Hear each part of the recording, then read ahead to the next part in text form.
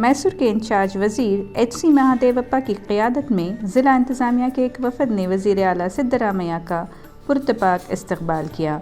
उन्होंने मशहूर दशहरा त्यौहार के लिए दावती कार्ड भी पेश किया।